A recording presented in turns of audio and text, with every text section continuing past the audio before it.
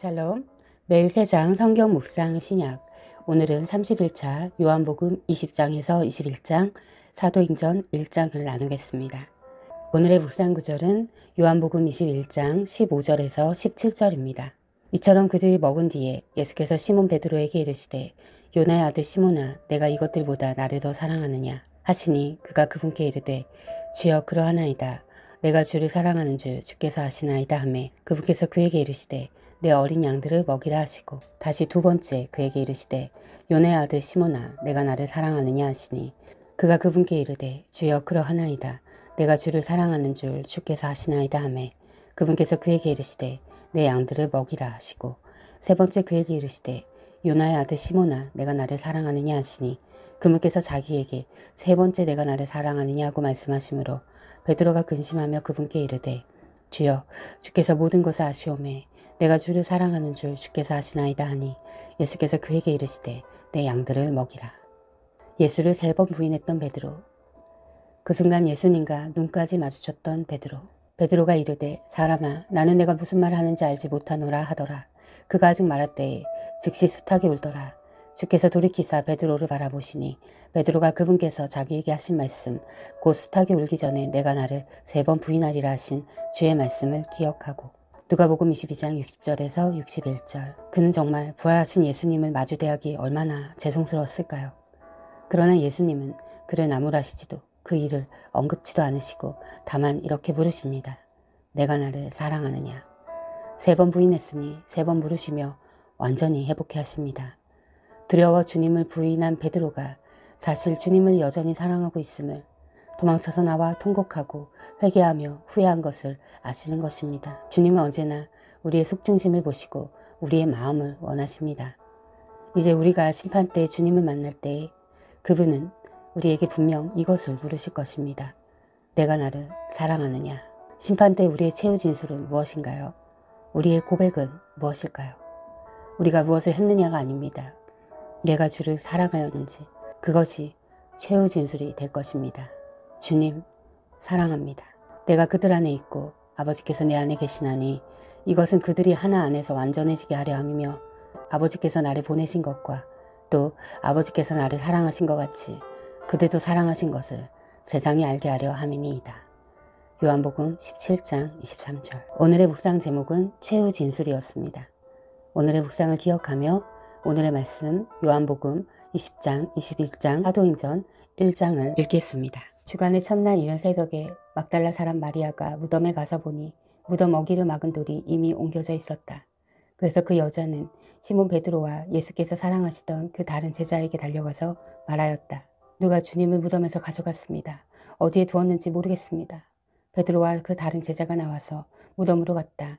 둘이 함께 뛰었는데 그 다른 제자가 베드로보다 빨리 달려서 먼저 무덤에 이르렀다. 그런데 그는 몸을 굽혀서 삼배가 놓여있는 것을 보았으나 안으로 들어가진 않았다. 시몬 베드로도 그를 뒤따라왔다. 그가 무덤 안으로 들어가 보니 삼배가 놓여있었고 예수의 머리를 싸맸던 수건은 그 삼배와 함께 놓여있지 않고 한 곳에 따로 개어져 있었다. 그제서야 먼저 무덤에 다다른 그 다른 제자도 들어가서 보고 믿었다. 아직도 그들은 예수께서 죽은 사람들 가운데서 반드시 살아나야 한다는 성경 말씀을 깨닫지 못하였다. 그래서 제자들은 자기들이 있던 곳으로 다시 돌아갔다. 그런데 마리아는 무덤 밖에 서서 울고 있었다. 울다가 몸을 굽혀서 무덤 속을 들여다보니 흰 옷을 입은 천사 둘이 앉아 있었다. 한 천사는 예수의 시신이 놓여있던 자리 머리맡에 있었고 다른 한 천사는 발치에 있었다. 천사들이 마리아에게 말하였다. 여자여, 왜 우느냐? 마리아가 대답하였다. 누가 우리 주님을 가져갔습니다. 어디에 두었는지 모르겠습니다. 이렇게 말하고 뒤로 돌아섰을 때에 그 마리아는 예수께서 서 계신 것을 보았지만 그가 예수인 줄은 알지 못하였다. 예수께서 마리아에게 말씀하셨다. 여자여, 왜 울고 있느냐? 누구를 찾느냐? 마리아는 그가 동산직인 줄 알고 여보세요, 당신이 그를 옮겨놓았거든. 어디에다 두었는지를 내게 말해주세요. 내가 그를 모셔가겠습니다 하고 말하였다. 예수께서 마리아야 하고 부르셨다. 마리아가 돌아서서 히브리 말로 라브니 하고 불렀다. 그것은 선생님이라는 뜻이다. 예수께서 마리아에게 말씀하셨다. 내게 손을 대지 말아라. 내가 아직 아버지께로 올라가지 않았다. 이제 내 형제들에게로 가서 이르기를 내가 나의 아버지 곧 너희의 아버지 나의 하나님 곧 너희의 하나님께로 올라간다고 말하여라. 막달라 사람 마리아는 제자들에게 가서 자기가 주님을 보았다는 것과 주님께서 자기에게 이런 말씀을 하셨다는 것을 전하였다. 날 곧 주간의 첫날 저녁에 제자들은 유대 사람들이 무서워서 문을 모두 닫아 걸고 있었다. 그때 예수께서 와서 그들 가운데로 들어가셔서 너희에게 평화가 있기를 하고 인사말을 하셨다. 이 말씀을 하시고 나서 두 손과 옆구리를 그들에게 보여주셨다. 제자들은 주님을 보고 기뻐하였다. 예수께서 다시 그들에게 말씀하셨다. 너희에게 평화가 있기를 빈다. 아버지께서 나를 보내신 것 같이 나도 너희를 보낸다. 이렇게 말씀하신 다음에 그들에게 숨을 불어넣으시고 말씀하셨다. 성경을 받으라. 너희가 누구의 죄든지 용서해주면 그 죄가 용서될 것이요 용서해주지 않으면 그대로 남아있을 것이다. 12제자 가운데 하나로서 쌍둥이라고 불리는 도마는 예수께서 오셨을 때에 그들과 함께 있지 않았다. 다른 제자들이 그에게 우리는 주님을 보았소 하고 말하였으나 도마는 그들에게 나는 내 눈으로 그의 손에 있는 못자국을 보고 내 손가락을 그 못자국에 넣어보고 내 손을 그의 옆구리에 넣어보지 않고서는 믿지 못하겠소 하고 말하였다. 여드레 뒤에 제자들이 다시 집안에 모여 있었는데 도마도 함께 있었다. 문이 잠겨 있었으나 예수께서 와서 그들 가운데로 들어서셔서 너희에게 평화가 있기를 하고 인사말을 하셨다. 그리고 나서 도마에게 말씀하셨다. 내 손가락을 이리 내밀어서 내 손을 만져보고 내 손을 내 옆구리에 넣어보아라. 그래서 의심을 떨쳐버리고 믿음을 가져라. 도마가 예수께 대답하기를 나의 주님 나의 하나님 하니 예수께서 도마에게 말씀하셨다. 너는 나를 보았기 때문에 믿느냐. 나를 보지 않고도 믿는 사람은 복이 있다. 예수께서는 제자들 앞에서 이 책에 기록하지 않은 다른 표징도 많이 행하셨다. 그런데 여기에 이것이나마 기록한 목적은 여러분을 하여금 예수가 그리스도요 하나님의 아들이심을 믿게 하고 또 그렇게 믿어서 그의 이름으로 생명을 얻게 하려는 것이다. 그 뒤에 예수께서 디베랴 바다에서 다시 제자들에게 자기를 나타내셨는데 그가 나타나신 경위는 이러하다. 시몬 베드로와 쌍둥이라 불리는 도마와 갈릴리 가나 사람 나다니엘과 세베대 아들들과 제자들 가운데서 다른 두 사람이 한자리에 있었다. 시몬 베드로가 그들에게 말하기를 나는 고기를 잡으러 가겠소 하니 그들이 우리도 함께 가겠소 하고 말하였다. 그들은 나가서 배를 탔다. 그러나 그날 밤에는 고기를 한 마리도 잡지 못하였다. 이미 동틀 무렵이 되었다. 그때 예수께서 바닷가에 들어서셨으나 제자들은 그가 예수인 줄을 알지 못하였다. 그때 예수께서 제자들에게 물으셨다. 얘들아 무얼 좀 잡았느냐? 그들이 대답하였다. 못 잡았습니다. 예수께서 그들에게 말씀하셨다. 그물을 배 오른쪽에 던져라. 그리하면 잡을 것이다. 제자들이 그물을 던지니 고기가 너무 많이 걸려서 그물을 끌어올릴 수가 없었다. 예수가 사랑하시는 제자가 베드로에게 저분은 주님이시다 하고 말하였다. 시몬 베드로는 주님이시라는 말을 듣고서 벗었던 몸에다가 겉옷을 두르고 바다로 뛰어내렸다. 그러나 나머지 제자들은 작은 배를 탄 채로 고기가 든 그물을 끌면서 해안으로 나왔다. 그들은 육지에서 100자 남짓 밖에 떨어져 있지 않은 곳에 들어가서 고기를 잡고 있었던 것이다. 그들이 땅에 올라와서 보니 숯불을 피워 놓았는데 그 위에 생선이 놓여있고 빵도 있었다. 예수께서 제자들에게 말씀하셨다. 너희가 지금 잡은 생선을 조금 가져오너라. 시몬 베드로가 배에 올라가서 그물을 땅으로 끌어내렸다. 그물 안에는 큰 고기가 153마리나 들어있었다. 고기가 그렇게 많았으나 그물이 찢어지지 않았다. 예수께서 그들에게 말씀하셨다. 와서 아침을 먹어라. 제자들 가운데서 아무도 감히 선생님은 누구십니까 하고 묻는 사람이 없었다. 그가 주님이신 것을 알았기 때문이다. 예수께서 가까이 오셔서 빵을 집어서 그들에게 주시고 이와 같이 생선도 주셨다. 예수께서 죽은 사람들 가운데서 살아나신 뒤에 제자들에게 자기를 나타내신 것은 이번이 세 번째였다. 그들이 아침을 먹은 뒤에 예수께서 시몬 베드로에게 물으셨다. 요한의 아들 시몬아, 내가 이 사람들보다 나를 더 사랑하느냐? 베드로가 대답하였다. 주님, 그렇습니다. 내가 주님을 사랑하는 줄을 주님께서 아십니다. 예수께서 그에게 말씀하셨다. 내 어린 양떼를 먹여라. 예수께서 두 번째로 그에게 물으셨다. 요한의 아들 시몬아, 내가 나를 사랑하느냐? 베드로가 대답하였다.